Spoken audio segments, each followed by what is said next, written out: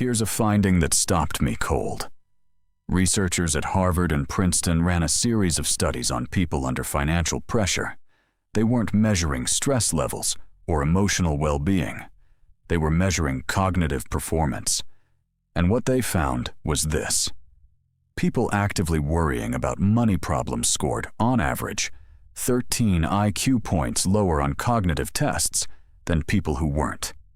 13 points. That's roughly the cognitive difference between a good night's sleep and pulling an all-nighter. And here's the part that matters. This wasn't about education level, background, or intelligence. It was purely about the mental weight of financial pressure. Being broke doesn't just feel bad. It makes you measurably worse at the decisions that could get you out. That's the scarcity loop.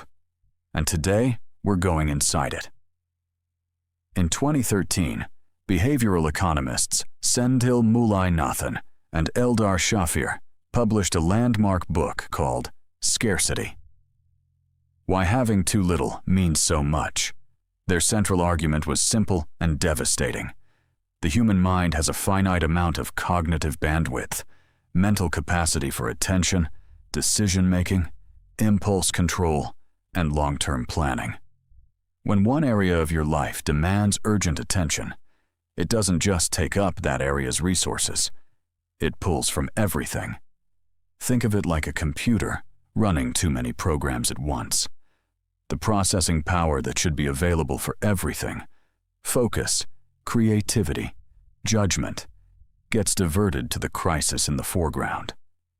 Mullainathan and Shafir called this the bandwidth tax. Financial stress, specifically, is one of the heaviest bandwidth taxes a human brain can carry, because money touches everything. It's connected to shelter, food, relationships, status, the future, the past. When your finances are in crisis, your brain doesn't get to quarantine the problem. It bleeds into every cognitive task you attempt. You're trying to concentrate at work, but a background thread is running the numbers on whether you can cover the car payment. You're trying to make a smart long-term decision, but the same mental processor is calculating which bill is most urgent this week. You're trying to resist an impulsive purchase, but your impulse control system is already depleted from a full day of financial stress management. The result is not laziness, it's not weakness, it's not poor character. It's a cognitive system running at reduced capacity because an emergency is consuming the available processing power. The bandwidth tax is real, and nobody bills you for it. It just quietly takes what it needs. The second mechanism in the scarcity loop is called tunneling. Here's how it works. When you're under scarcity of money, of time, of food, your brain does something that is simultaneously brilliant and destructive. It narrows. Your attention tunnels inward, focusing with laser precision on the immediate scarcity problem at the exclusion of almost everything else. In the short term, this is actually useful. If you're starving, you don't want to be distracted by abstract thoughts about next year's career goals. You need to find food. The tunnel keeps you focused on the crisis, but in the context of chronic financial scarcity, the tunnel becomes a trap, because the tunnel filters out exactly the information you need to escape. Long-term financial planning, the kind that actually builds wealth, requires stepping outside the immediate moment. It requires thinking about compound interest over decades, not cash flow over the next 4 days. It requires evaluating opportunity costs, considering multiple futures, making probabilistic judgments. All of that happens outside the tunnel. Inside the tunnel, you can only see the next bill, the next shortfall, the next small emergency that needs to be patched right now. Mullainathan and Shafir demonstrated this in study after study. People under financial scarcity made systematically worse long-term decisions, not because they didn't understand the concepts, but because the tunnel blocked the cognitive view required to apply them. A person focused on surviving the next 2 weeks is not equipped to think clearly about the next 2 years. This is not a moral failure.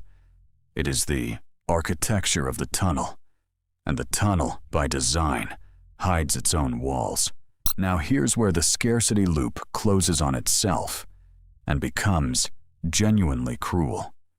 The bandwidth tax reduces cognitive performance. Reduced cognitive performance leads to worse financial decisions. Worse financial decisions deepen the financial crisis. A deeper financial crisis demands more bandwidth, which reduces cognitive performance further. Round and round. Mulai Nathan and Shafir identified a specific behavior pattern they called tunneling on the wrong things, where people under scarcity make locally rational but globally destructive choices. Taking a high-interest payday loan to patch a short-term gap. Rational inside the tunnel, catastrophic outside it. Skipping a car maintenance payment to cover rent. Logical today, expensive in 6 weeks. Ignoring a savings opportunity because the immediate crisis feels too large. Understandable in the tunnel, devastating in compound time. Each decision makes sense from inside the scarcity frame. Each decision makes the scarcity frame worse. The loop tightens. And this is the part that the just be more disciplined crowd completely misses. Discipline is a cognitive resource. It lives in the same mental budget that scarcity is already depleting. Telling someone trapped in the scarcity loop to just make better decisions is like telling someone to run faster, while quietly stealing their oxygen. The problem is not the person. The problem is the cognitive environment that scarcity creates. And the only way out is to change the environment, not demand more willpower from a system that's already running on empty. So how do you actually break the loop? Not with motivation, not with a budget spreadsheet. With structural changes that reduce the bandwidth tax first, before trying to build anything. 3 exits. Exit 1. Eliminate the loudest mental tab. Identify the single financial stressor consuming the most background bandwidth, the one your brain is running calculations on at 2 a.m. It doesn't have to be solved. It has to be contained. Write it down. Create a defined, bounded plan for it, even an imperfect one. Research has shown that having a plan, even a mediocre plan, dramatically reduces the intrusive cognitive load of an unresolved problem. Your brain stops running the background thread when it trusts the problem has been assigned to a process. Close the loudest tab first. Exit 2. Automate one financial decision completely. Every financial decision you make manually costs bandwidth. Every automated financial decision costs nothing.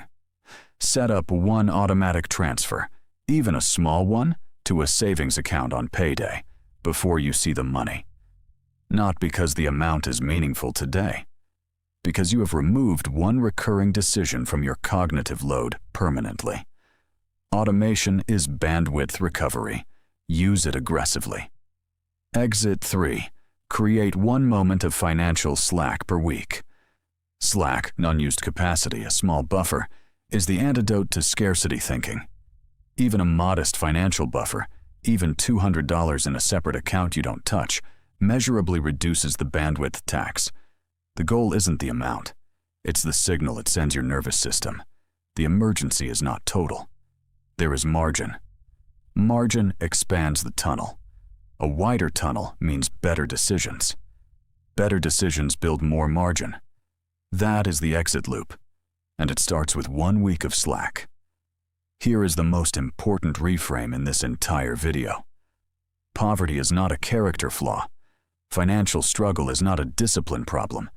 It is a cognitive resource problem. And cognitive resource problems require structural solutions, not moral judgments. If you're in the loop right now, your first job is not to make a perfect budget. Your first job is to reduce the tax enough to think straight. Close the loudest tab. Automate one decision. Create 1 unit of slack. The loop can be broken, but you break it with architecture, not willpower. If this one landed for you, the next video covers the wealth thermostat, the hidden set point your brain uses to keep your finances exactly where they are, no matter how hard you work. See you there.